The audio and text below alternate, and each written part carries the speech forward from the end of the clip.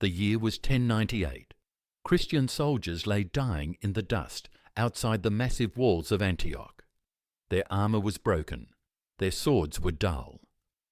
Many had already turned back towards Europe, abandoning their holy mission entirely. These weren't just any soldiers. These were the legendary First Crusaders, men who had travelled thousands of miles to reclaim Jerusalem. But now they faced their darkest hour. The Syrian sun burned down on their makeshift camps. Disease spread through their ranks like wildfire. Food was running out. Water was scarce. The mighty Muslim armies inside Antioch seemed impossible to defeat. Some soldiers whispered that God had abandoned them completely. Others spoke of giving up and returning home to their families. But what happened next would change history forever. You see, there was an object, a piece of ancient wood so small you could hold it in your hands. Yet this tiny fragment would convince an entire army they were invincible. It would make them believe heaven itself was fighting alongside them, and the terrifying part? It worked. The story begins with Helena, mother of Roman Emperor Constantine. In 326, this 70-year-old woman travelled to Jerusalem with one mission: find where Jesus was crucified. Jerusalem looked nothing like today. Romans had destroyed the old city and built Aelia Capitolina, covering holy sites with pagan temples to erase all Christian memory. Helena broke the cross into pieces and scattered them across the Christian world. For 700 years, people believed touching these fragments could cure diseases and guarantee victory in battle. Then disaster struck when Muslim armies cut off Christian access to Jerusalem in 1071. When the First Crusaders reached Antioch in 1098, they were dying. Half their army had deserted or perished during the brutal siege. Disease ravaged their camps. Food ran out. Water was scarce. These weren't the mighty warriors who had left Europe. They were broken men ready to abandon their holy mission. The Crusader leaders panicked. They had promised their followers that God was on their side. They had convinced tens of thousands to leave everything behind. Now they seemed doomed to fail in the Syrian dust outside Antioch's massive walls. That's when they remembered Helena's True Cross fragments scattered across the Christian world. Could one be nearby? Could the same power that supposedly healed the dying woman also help them conquer this fortress? A monk named Peter Bartholomew claimed he received a vision about the Holy Lance buried beneath St. Peter's Church in Antioch. When the Crusaders finally captured the city, through betrayal and desperate fighting, they frantically dug beneath the church. They found an iron spearhead buried in the earth.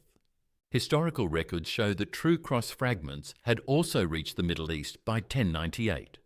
Some arrived with Byzantine Christians fleeing Muslim conquests.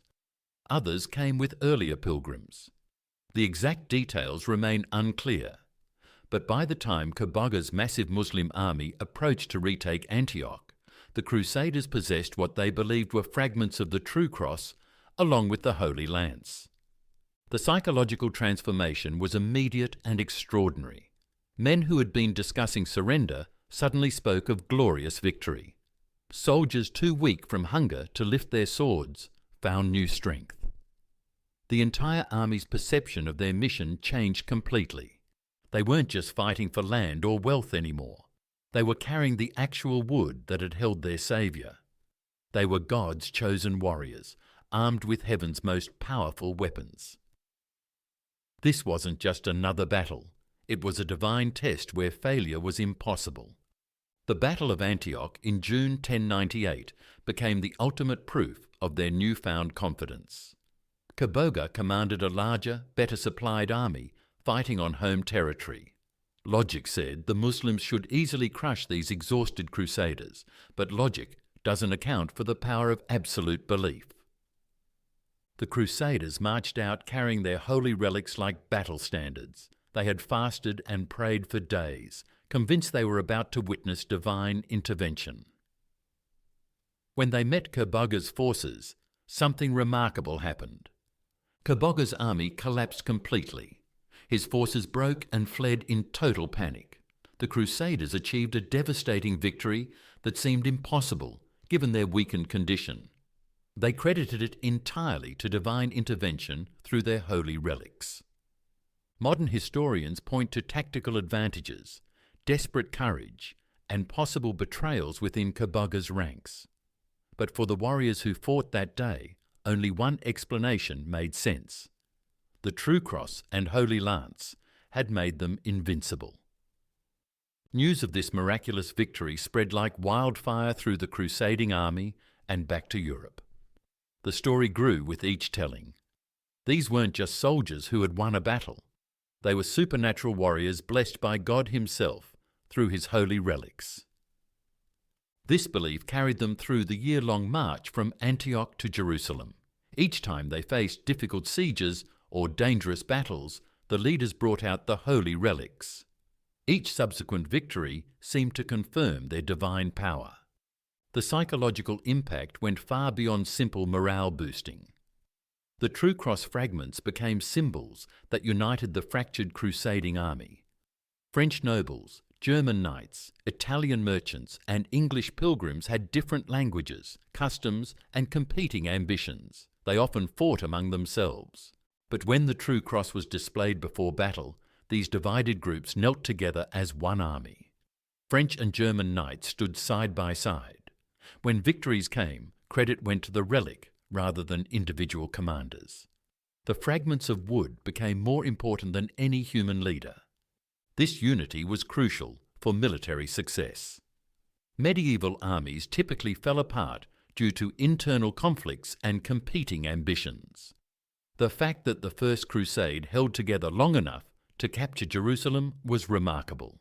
The holy relics played a major role in maintaining this unprecedented cooperation. The siege of Jerusalem began in June 1099. The city was strongly defended, but the attackers now possessed something they had lacked at the start: absolute confidence in their divine mission. They believed God wanted them to succeed, and they had the holy relics to prove it. The True Cross fragments were carried in procession around Jerusalem's walls before the final assault. The Crusaders fasted and prayed, requesting divine assistance. When they launched their attack on July 15, 1099, they were convinced heaven itself was fighting alongside them. Jerusalem fell in a day. The Crusaders poured through the breaches in the walls like an unstoppable tide. Contemporary chronicles describe the brutal slaughter that followed. Streets running with blood as Muslim and Jewish residents were killed without mercy. The attackers saw this violence as holy work commanded by God. The presence of their relics seemed to sanctify every action. The military success seemed to prove the relics' power beyond doubt. The Crusaders had travelled 3,000 miles, survived impossible odds, captured the strongest fortresses in the Middle East, and established kingdoms that would endure for nearly 2 centuries. They credited everything to their holy fragments. This success transformed European military thinking. The cult of relics exploded to new heights. Every army wanted sacred objects to guarantee victory. The promise of divine assistance through holy relics helped inspire 7 more major crusades over the next 200 years. The relics continued playing crucial military roles in the new Crusader states. They were brought out before every major battle, carried on campaign, and housed in elaborate fortress churches.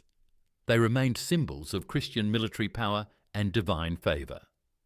In 1187, Saladin defeated the Crusaders at Hattin and recaptured Jerusalem. The True Cross relic kept in Jerusalem was lost in that catastrophic defeat. Some said it was destroyed. Others claimed it was hidden. Its fate remains unknown. The loss shocked the Christian world and challenged their military confidence. If these holy objects were truly blessed, how could Muslim armies defeat them? Rather than abandoning relic worship, Christian leaders gathered new fragments for fresh military campaigns. When the Third Crusade launched to recapture Jerusalem, commanders brought different True Cross pieces. When that failed, more relics were assembled for the Fourth Crusade. The cycle of relic-powered military campaigns continued for centuries. The obsession with holy relics fundamentally changed medieval warfare. It promoted the idea that violence in service of the Church wasn't just acceptable, but divinely commanded. Religious differences became justification for total war. Physical objects were treated as supernatural weapons. These military attitudes outlasted the Crusades themselves. The same mindset that saw the True Cross as a weapon against Muslims was later turned against Christian heretics, Jewish communities, and indigenous peoples worldwide. Holy war became a standard tool of expansion and conquest. The economic impact was enormous. The trade in military relics became a major industry. Armies paid vast sums for fragments that might guarantee victory. The promise of divine military assistance through relic ownership funded countless campaigns and political schemes.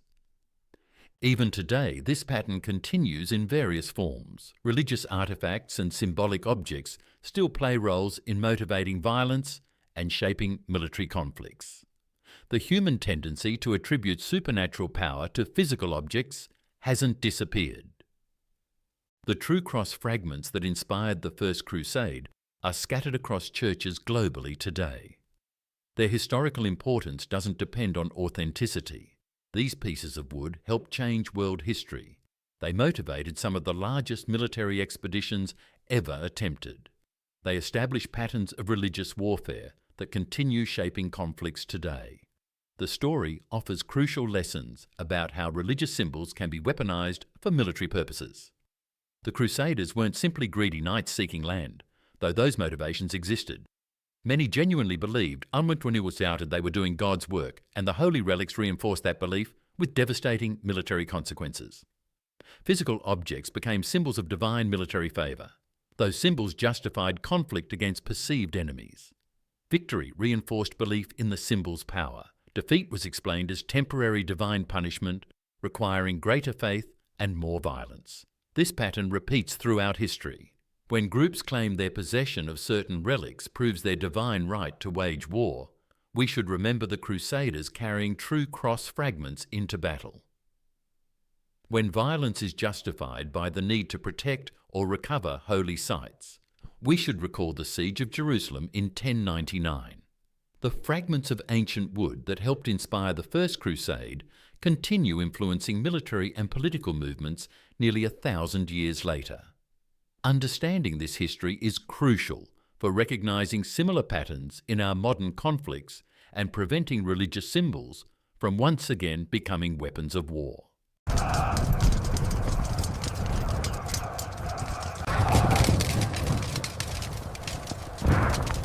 Nearly 1 million people died. Wars raged for almost 200 years. 3 major religions clashed across 2 continents. Entire kingdoms rose and fell. The Crusades changed the world forever, and most people know almost nothing about what really happened. Between 1095 and 1291, Christian armies from Europe launched 9 major military campaigns to capture and hold the Holy Land. These weren't just religious wars. They were about power, money, trade routes, and political control. Kings, popes, sultans, and ordinary people all played their parts in this massive conflict that stretched from England to Jerusalem, from Spain to Constantinople. Before we understand the Crusades, we need to know what the world looked like in 1095. The Roman Empire had split centuries earlier.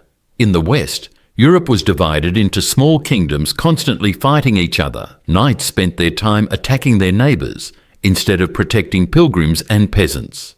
The Catholic Church was the most powerful institution, but it struggled to control these violent nobles. In the East, the Byzantine Empire controlled Constantinople and parts of modern-day Turkey and Greece. These Eastern Christians followed Orthodox Christianity, not Catholicism. They had been fighting Muslim armies for centuries and were slowly losing ground. The Islamic world had expanded rapidly since the 600s Muslim armies controlled Spain, North Africa, the Middle East, and parts of modern-day Turkey. They had captured Jerusalem in 638, but they generally allowed Christian pilgrims to visit holy sites. Different Muslim groups often fought each other for control of various territories. Everything changed when Pope Urban II gave a speech in France in 1095.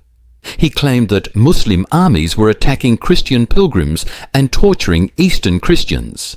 Some of this was true, but Urban had bigger plans. He wanted to unite the warring European nobles under the Church's leadership. He also hoped to reunite Eastern and Western Christianity under papal control. Urban promised that anyone who died fighting for the cross would go straight to heaven. He offered to forgive all sins and debts. For knights who spent their lives fighting anyway, this seemed like a perfect deal. For peasants struggling with poverty and famine, it offered hope for a better life. The response was immediate and massive. Tens of thousands of people took vows to march to Jerusalem.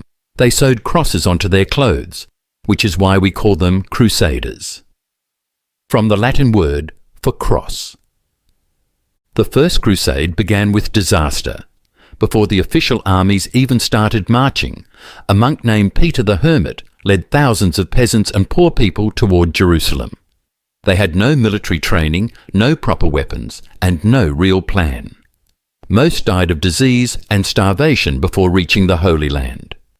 Others were killed by Hungarian and Byzantine forces who saw them as dangerous mobs rather than holy warriors. The real First Crusade started in 1096 when 4 separate armies left Europe.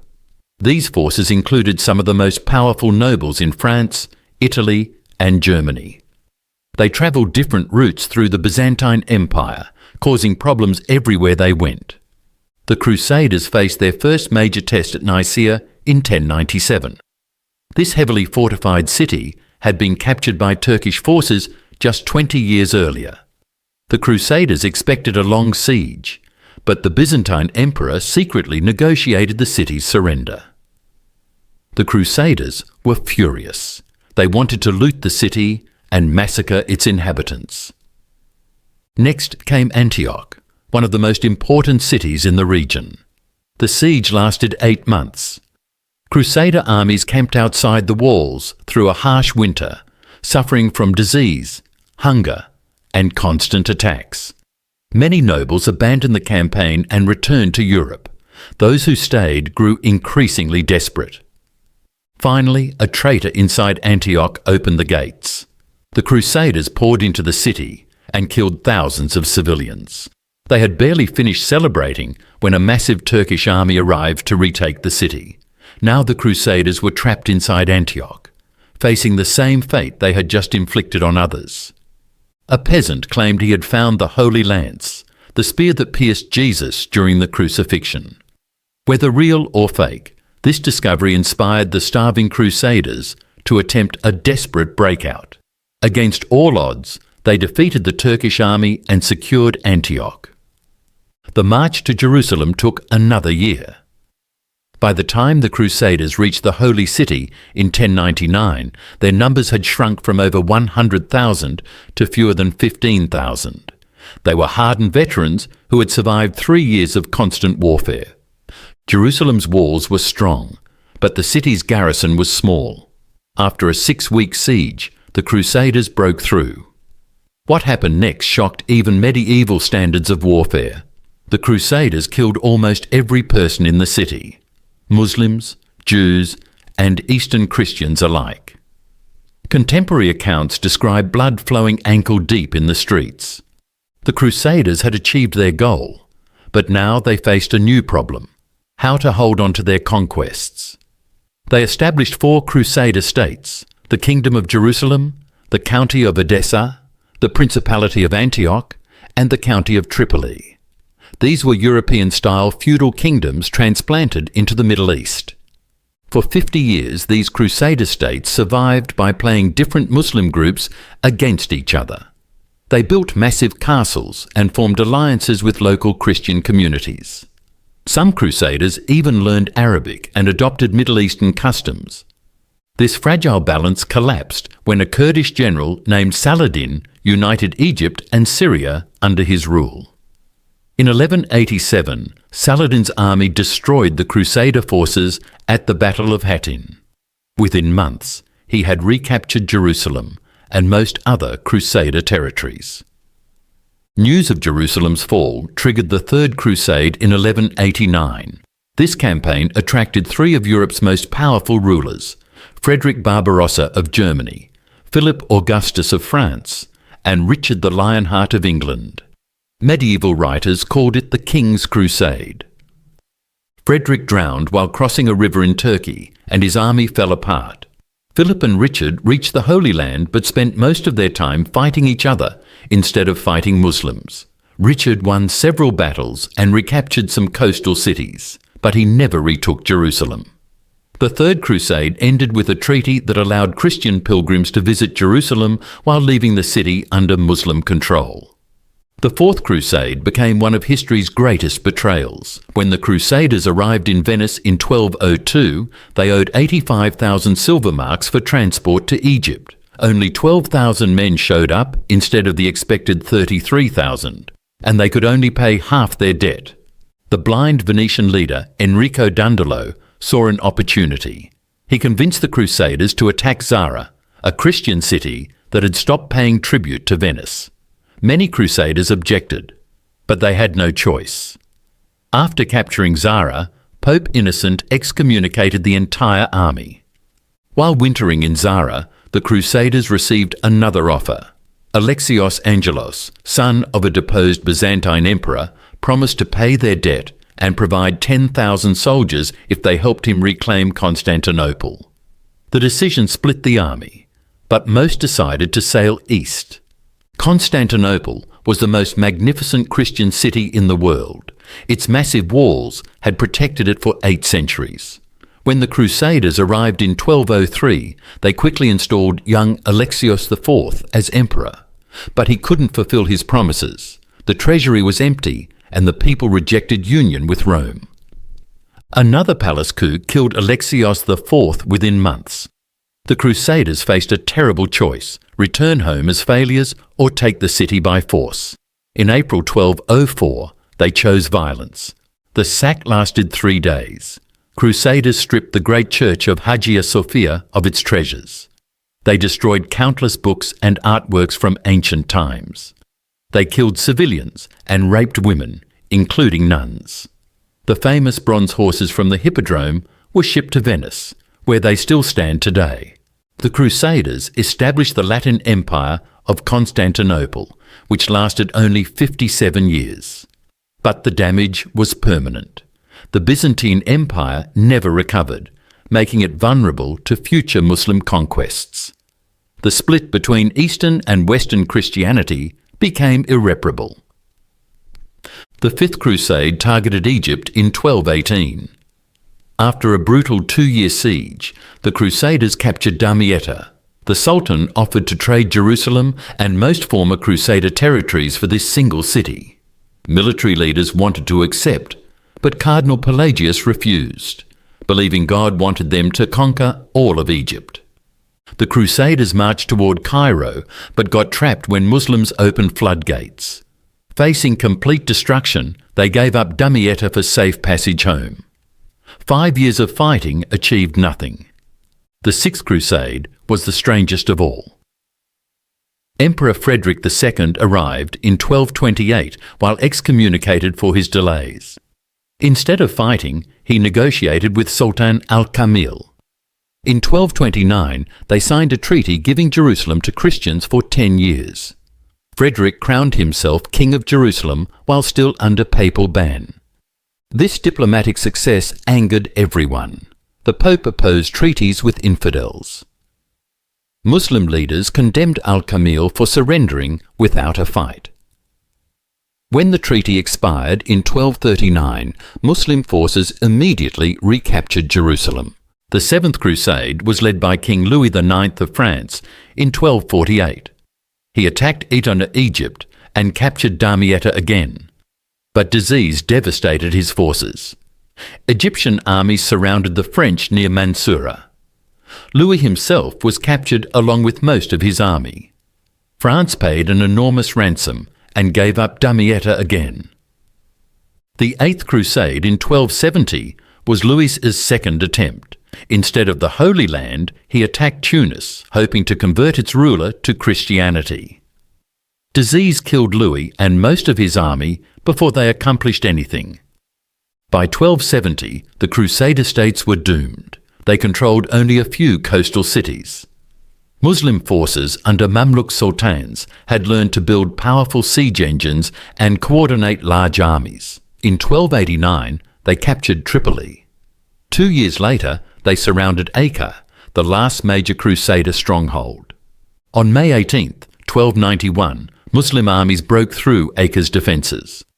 After 194 years, the Crusades had ended in complete failure. The immediate results were devastating. The Holy Land remained under Muslim control for 627 more years. The Byzantine Empire, weakened by the Fourth Crusade, fell to Ottoman Turks in 1453. Hundreds of thousands had died for nothing. European kingdoms had bankrupted themselves. But the long-term effects shaped the modern world. The campaigns opened permanent trade routes between Europe and Asia. Italian cities became fabulously wealthy, transporting armies and trading with both sides. European exposure to Middle Eastern mathematics, medicine, and science accelerated intellectual development. The Crusades changed European society forever. Nobles who never returned from these campaigns allowed kings to centralize power. The church gained prestige, but became more worldly and political. Most importantly, the Crusades created lasting cultural effects that influence politics today. They established the idea of holy war in Christian thinking. They created stereotypes and prejudices that persist in modern international relations. For the Islamic world, the Crusades became a symbol of Western aggression. Modern militant groups reference them in propaganda, portraying current conflicts as continuations of medieval wars. The word Crusader remains an insult across much of the Middle East. The Crusades show how religious faith, political ambition, and economic interests combine to create conflicts that outlast their creators. Nearly 1 million people died fighting over land smaller than modern Israel. Kings bankrupted kingdoms. Entire generations knew nothing but war. These campaigns changed 3 continents and 3 religions forever, leaving scars that haven't healed. The Crusades remind us that wars fought for supposedly holy causes often produce more suffering than salvation, and that the unintended consequences of our actions echo through history long after we are gone.